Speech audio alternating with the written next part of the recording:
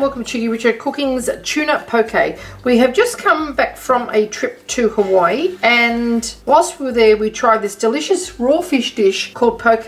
Now I'm using tuna here, and there is all sorts of fish. You can use squid, you can use oysters, you can use it as a cocktail, or you can have it as a main. They sell it everywhere at Honolulu, just in supermarkets, served in a plastic container. Now a lifetime ago I actually dived for these scallops and picked the nicest shells, removed the scallops and glued, the top normally goes like that, and glued the bottom so it's nice and flat. Okay, so that's great for serving, and you can clean these quite easily with a bit of soapy water. It looks nice, and it's a bit of a story to tell as well. Now we're just going to dice our tuna into tiny little cubes, and I'll show you how tiny. About 1 centimetre square, or just under 1/4 of an inch. That's quite tender. It's sort of a little bit like ceviche, which I've showed you before, and you can add all sorts of different things, but this is a pretty basic one. So these are the little cubes that we're after, just there. Pop them into a bowl. They're really quite cold, and try and keep them that way. We're going to add all of our condiments now. Just talk amongst yourself while I cut the rest of this tuna. Now I have just 1 slice of a red onion.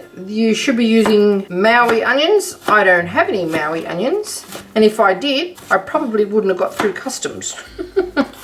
So we're just going to pop our salad onion or red onion in there. If you happen to live in Hawaii, by all means use a Maui onion.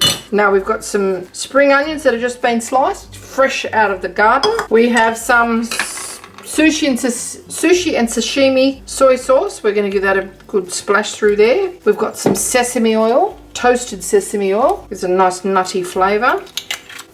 Some sesame seeds for crunch. And on the subject of crunch and spice, some freshly cracked black pepper and a little pinch of vegetable salt. Not too much because the soy sauce is salty. Now we're just going to give that a good stir around and serve it in our little pre-dived for bowls. Just toss it all around. You can put avocado in here, wasabi paste. You can put freshly steamed broad beans in here if you like. There's lots of things that you can do with this, and it's absolutely delicious. Quite economical. This is enough to serve 4 people as an entree, and I'm going to serve it with a couple of our tiny little limes, little Tahitian limes or patio limes. So we just cut that in half, put that back in the fridge, and we're going to cut our little lime in half. Have a go at that little cutie. There you go. Now you can cover this and put it in the fridge before you're ready to serve it, or you can serve it straight away. It's up to you. Wouldn't leave it overnight or anything like that, because the fish will actually cook in the soy sauce and it'll really draw out the moisture given the salt content. But look what we have here. So soft and tender. It's a chilled it obviously, but you could take this on a picnic if you've got it in a suitably chilled container.